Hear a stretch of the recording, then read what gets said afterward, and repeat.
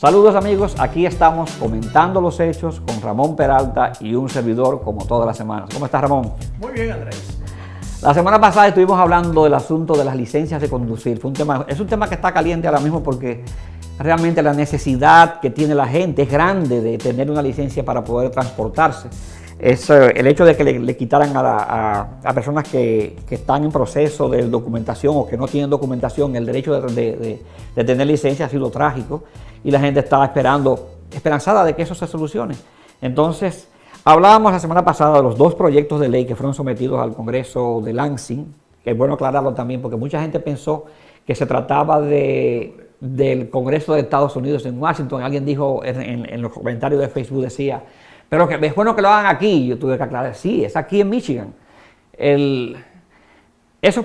Algunas personas opinaban, y me parece que es una preocupación genuina, decían que probablemente nosotros se están creando falsas esperanzas, porque esos proyectos es muy difícil que sean aprobados por el hecho de que el Congreso está dominado, es de mayoría republicana, y los republicanos han manifestado ya altamente que realmente ellos que se oponen a la inmigración indocumentada y que quieren hacer que los inmigrantes se vayan, igual que siguen la línea de su presidente Donald Trump.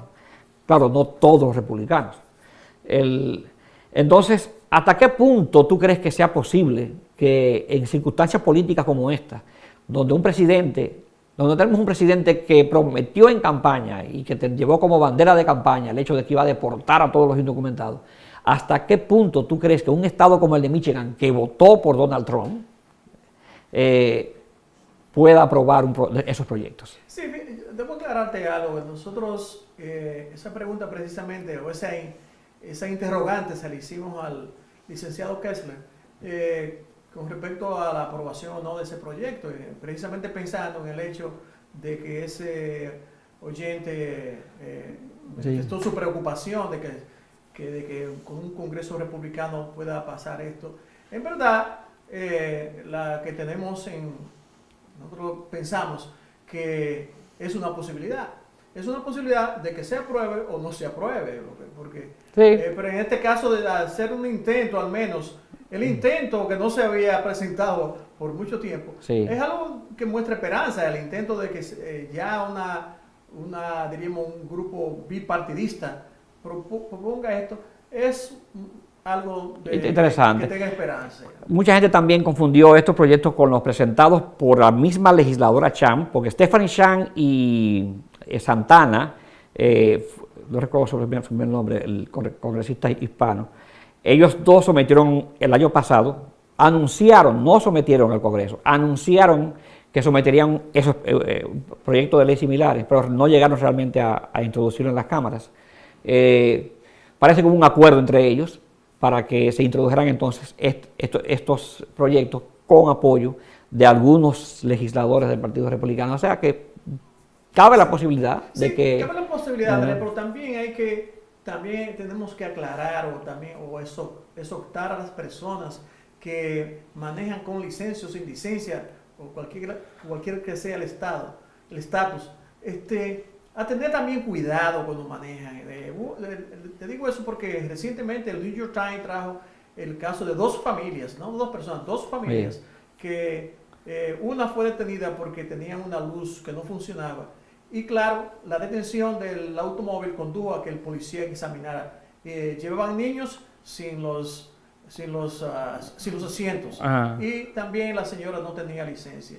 Claro, esas personas ya están en proceso de deportación. Entonces, hay que exhortar a las personas que lo que estamos anunciando no es algo cierto, sino es algo que tiene posibilidad. Mientras tanto, los inmigrantes, sean de la categoría que sean, deben tener cuidado porque nosotros no podemos quitar del medio la ley está ahí.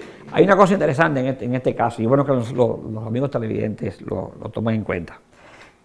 También hay gente que piensa o está promoviendo mucho el asunto de las licencias extranjeras. Las licencias extranjeras no es una solución. La verdadera solución son estas leyes. El uso de licencias extranjeras es un remedio, es un Tylenol, sí. Es un calmante. es decir, para la situación, pero no es lo ideal, porque hay muchísimos ingredientes que intervienen en eso que son negativos. ¿Cuáles son, por ejemplo? No todos los condados, recuérdense que la policía en los Estados Unidos no es como la policía en los países de nosotros. En los países nuestros nosotros tenemos nacional. La policía nacional. Aquí tenemos la policía de cada ciudad, la policía de cada condado, que son los sheriffs, y tenemos los agentes federales, que son el marshal. O sea, son diferentes tipos de policía. Entonces, en cada condado hay varias ciudades. Por ejemplo, en el condado de Kent tenemos Wyoming, tenemos Grand Rapids, tenemos Kenwood, tenemos Gain Township, tenemos una cantidad enorme tenemos Granville. Eso es importante. Entonces, esos departamentos de policía, ¿hasta qué punto tú crees que esos departamentos de policía van a estar educados en saber que cuando detienen a una persona y le presentan una licencia de Ecuador, va a decir, sí, es válida? Sí, otra cosa importante que tal vez otro día debemos hacer algunos comentarios sobre eso, es acerca del proceso del gobierno de Estados Unidos. ¿Sí?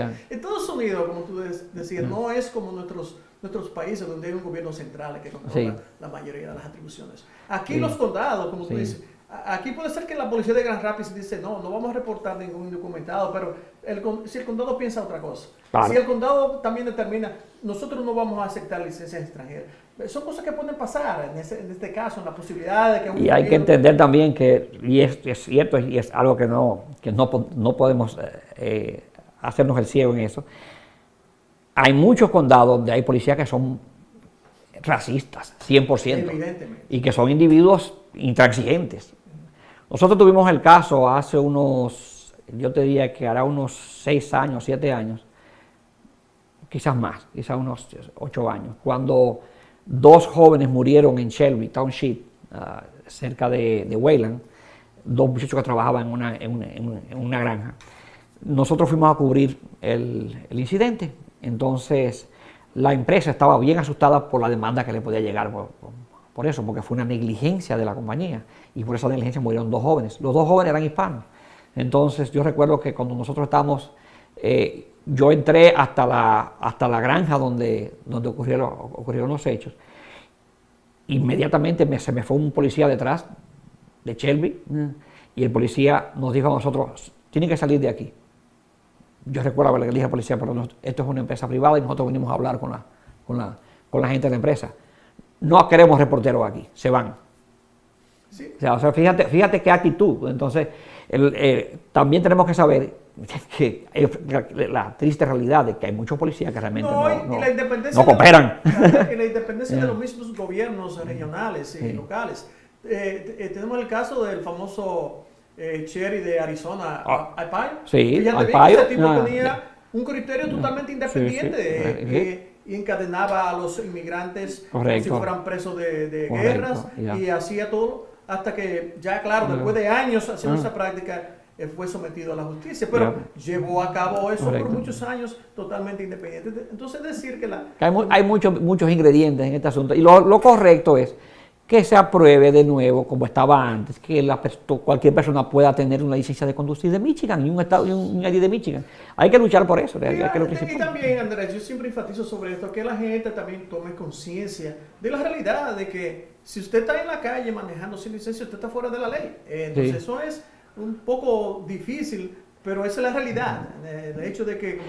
fuera de la ley, es bueno que se interprete eso, fuera de la ley en el sentido de que no está de acuerdo a lo que los policías están orientados a cumplir. Es decir, al de policía se le dice, se le da la orden de que personas sin licencia de conducir no pueden conducir un vehículo de motor. Entonces el policía va a aplicar la ley. Entonces hay que estar consciente de eso. Andrés, pero realmente hay que saber que realmente la gente... El problema es que al prohibirle las licencias de conducir a las personas sin documentos, se hizo un daño horrible, un daño a la economía, un daño humano sobre todo. No, y hay una queja... La gente necesita conducir. La queja más común en muchos, diríamos, que se oponen a que se le dé licencia es el hecho de que son gente que anda guiando sin seguros, que está guiando sin conocer las reglas. Pero, entonces hay un dato interesante. California hace 2 años o 3 dio el paso a conceder licencias a los indocumentados. ¿Qué ha resultado? dice que California ha expedido cerca de 600,000 licencias a personas nuevas. ¿Y qué fue el resultado positivo? Dice que cerca de 4,000 accidentes menos de un año a otro ocurrieron en California precisamente por ese motivo. Entonces, correcto, eso es una de las, diríamos, de los bonos de que hay que hacerle ver a las personas que se oponen también a los reglamentos, de que es algo que va a traer beneficio para la comunidad, porque no es una persona que va a estar guiando un vehículo sin autorización y sin saber manejar en las calles de nuestras ciudades. Andrea, al margen ya, pasando a otro tema. Antes de que pasemos a otro tema, vamos a hacer una pequeña pausa y volvemos.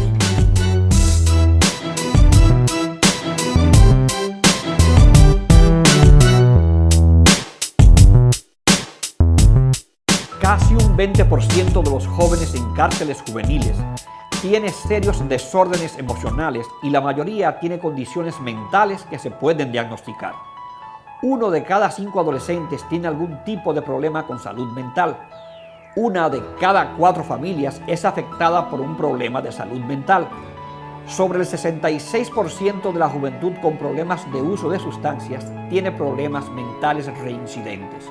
Es hora de hablar sobre los hechos.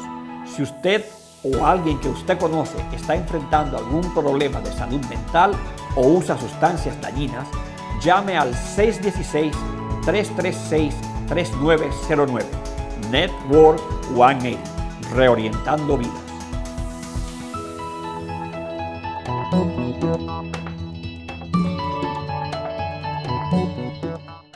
Reúnete y aliméntate en el condado de Arwa. No hay escuela en el verano, lo que significa que miles de estudiantes del oeste de Michigan no están recibiendo sus almuerzos escolares habituales. Meet Up and Eat Up es un programa de comida de verano para todos los niños menores de 18 años, que reúne a la comunidad para proveer alimentos saludables en lugares como Holland, Grand Haven, Coopersville, Hudsonville y Holland Township. Muchos lugares incluso ofrecen actividades físicas y educativas divertidas. El gobernador Snyder ha proclamado el Meet Up and Eat Up Week en Michigan. Por favor, ayude a difundir la noticia de que todos los niños menores de 18 años pueden recibir comidas saludables gratis en el condado de Arwa. Eche un vistazo al sitio web arwafood.org para ubicaciones y horarios. Seguimos en Aquí Estamos Comentando los Hechos. Me decías que había otro tema interesante que debíamos tocar, y creo que era el tema del Obamacare, que se cayó el intento de destruirlo, pero es algo peor.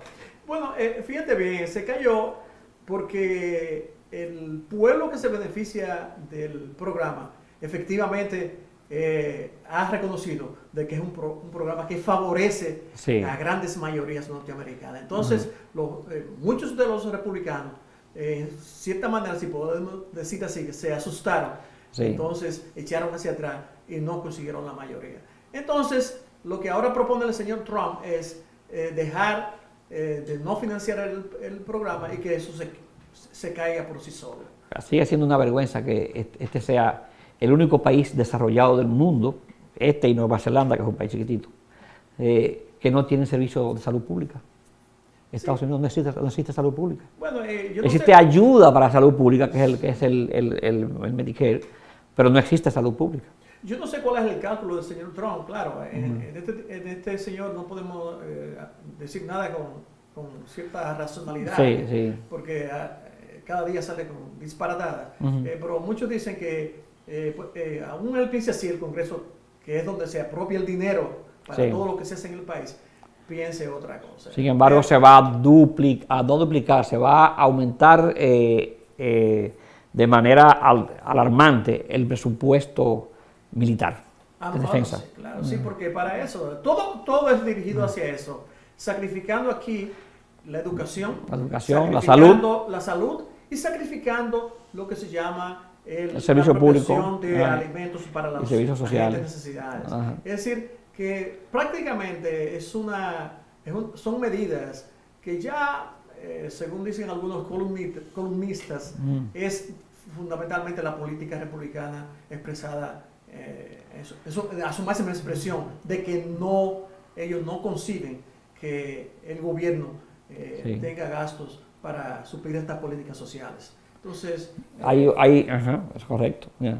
Y hay otro caso que bueno que no dejemos de comentar hoy, es que continúan los hechos de agentes policiales que abusan de su poder y que están matando a la gente. Pasó el caso este de la señora esta australiana. en realidad, Andrés, Una cosa. yo no encuentro respuestas. Yo no encuentro lógica a eso que pasó con esa mujer. Sí. Ella llama, qué ciudad fue? En Minneapolis. Esta señora llama a la policía porque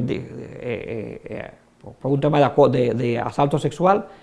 La policía va y sin más ni más la policía la mata a ella. Y que no era, yo creo que ella estaba observando un acto. Ella estaba en el acto, sí, ella estaba observando el acto, entonces llamó para que... Y resulta que luego ella fue disparada por un policía y muerta en este caso. En realidad, Andrés, yo no sé, además de eso, de muchos de los casos que tú ves ahora en los medios sociales, de las reacciones de policiales en este país, yo no sé hacia dónde vamos. Obviamente que parece que, primero creo que los códigos de la policía, de los códigos que establecen cómo actuar, cómo dar respuesta a determinados hechos, a determinadas circunstancias, no están correctos. Y lo segundo es, parece que no se está entrenando bien a esta gente antes de ponerle un uniforme, porque no tiene sentido que esta gente, si a ti te entrenan para enfrentar actos de violencia, tú tienes que estar preparado para manejar esa situación. Tú no puedes actuar como cualquier persona que no tiene ningún tipo de entrenamiento, que ante una situación donde dice un poco de peligro, tan, tan, tan, y disparo. Entonces, ¿para qué lo entrenan? Porque eso lo hace cualquiera. Sí. No solamente eso, señor. A veces con simples cosas. Por ejemplo, ¿cómo pedir una licencia? Correcto. ¿Cómo decir a un ciudadano, mire usted, si tú ves el lenguaje que usan los policías, es un lenguaje brusco, un lenguaje totalmente despojado, grosero, totalmente despojado de decencia y de trato humano. Es decir, usted es un hombre que está, o mujer que está asignado a tratar con el público y por tanto usted debe hacerlo, si no hay situaciones violentas, usted debe hacerlo normalmente o decentemente. Yo recuerdo el caso de Cruz Andrés, una vez que iba manejando y claro, fui consciente de que estaba manejando por encima de la velocidad en una autopista. Sí. Y recuerdo, y fue muy sorprendente que este policía, como primero se acercó a mí y me dijo, buenos días señor, ¿cómo está? ¿Hacia dónde va? Pero usted iba... Es decir, una manera decente de usted acercarse a un ciudadano. Yo tuve otro caso que fue totalmente opuesto, que el tipo vino con brusquedad, y entonces eso es lo que está pasando. Gente que acude a la policía, entonces luego es tratada bruscamente, y este caso del disparo de las armas policiales es algo que está saliendo. No tiene sentido, no tiene sentido. O sea, ya, la gente lo que tiene miedo es llamar a la policía. No, claro. Porque tú no sabes si cuando vengan es a ti que te van a disparar. Tú llamas como esa señora, llama a la policía porque está viendo un asalto sexual y va a la policía y le dispara a ella. O sea, no tiene sentido lo que está ocurriendo. Y lo peor de todo esto, que era lo que te iba a decir, es que cada vez que pasa un caso de eso, la fiscalía dice que el policía actuó correctamente. Como pasó el caso del conductor que fue asesinado en el mismo vehículo por un agente policial. El mismo caso de aquí, déjame decirte, el caso del muchacho ese que murió en la Kalamazoo, que fue disparado por la policía, que de acuerdo a la policía el individuo sacó una pistola. La policía presentó el video y realmente yo no entiendo cómo es que se ven las evidencias aquí, porque si bien ese muchacho sacó un arma contra la policía, en el video se ve también cuando el muchacho sale corriendo y la policía le sigue disparando, o sea, le está disparando por la espalda. Entonces, mientras no haya un fiscales que actúen con responsabilidad y digan si el agente fue culpable, condenen a determinado departamento de policía por actos que se cometen de ese tipo, la policía va a seguir así, nada va a cambiar. No, y la presunción siempre que hay ya, y eso ahora se ha visto los casos, muchos casos, gracias muchas veces a los celulares, de que se tratan las minorías de una manera también diferente al resto de la ciudadanía. Y muchas veces por usted ser una persona de color, se presume. No sé si tuviste recientemente un abogado que fue detenido y tirado casi al suelo porque simple hecho porque el tipo era negro. Y lo pararon a un candidato a un doctorado, iba en su carro y el policía presumió de que era un carro robado. Y el tipo sale de su carro normalmente con sus manos levantadas y cosas. Hoy vino un policía, como si fuera el caso del santo en la lucha libre, encima de ellos. Así, lo tiran al suelo. Sin ningún tipo de argumento. Te ponen la rodilla en el cuello. Sí, señor. Sin ningún tipo de razón. Entonces, como tú insistes, la policía a la corta o a la larga va a tener que modificar sus procedimientos. ¿Cuál es la crítica a los países de América Latina de que existen dictaduras? Porque esto es lo mismo. Esto es lo mismo. Sí, esas son las cosas que en nuestros comentarios vamos a ir enfatizando, porque hay mucha gente que es muy ilusionista y a veces nos critica, ay, ¿por qué tú estás aquí? No, eso no tiene nada que ver eso. Que todo régimen democrático tiene que, como elemento básico del régimen, es precisamente la disensión y precisamente crítica. El hecho de criticar las cosas malas es lo que ayuda a que las cosas mejoren. Sí, señor. Entonces, si nosotros no quedamos callados, no, porque tenemos el regalo de vivir en Estados Unidos, no es así, no es así. Las cosas, donde quiera que estamos, tenemos que servir para algo. Y una forma de servir es ayudar a que las cosas malas se corrijan. Y eso, como hemos insistido también, esto es la democracia. La democracia es el gobierno donde el pueblo, como dice la Constitución, para y con el pueblo, que el pueblo tenga voz en este tipo de cosas. Es decir, que no sea, que ya los que hemos elegido, otra cosa que haremos muchas cuestiones sobre eso, son los que ya determinan todo lo que hay que hacer. No, la democracia consiste en un régimen donde el pueblo participe y también critique lo que se hace y no se hace bien o mal. Correcto. Bueno, llegamos al final de... Aquí estamos comentando los hechos, comentando solamente parte de los hechos porque son tantos los hechos. Se nos quedaron hechos por comentar. Hubo algo de las licencias que íbamos a hablar también y era el asunto de una historia que hizo Kessler, cuando estaba aquí, que se nos pasó a aclarar a aquellos que realmente no fue así que pasó. Fue lo del asunto de cuando por primera vez se prohibieron se intentó prohibir la licencia de conducir para los indocumentados. Sí, porque estaba permitido, entonces se llevó al Congreso Él contó que fue una conversación entre Martín Morales, que de paz descanse, pero realmente no fue así. Porque bueno que la historia quede bien clara. Realmente eso ocurrió en el proyecto de ley, que eso fue en el 2004, si mal no recuerdo.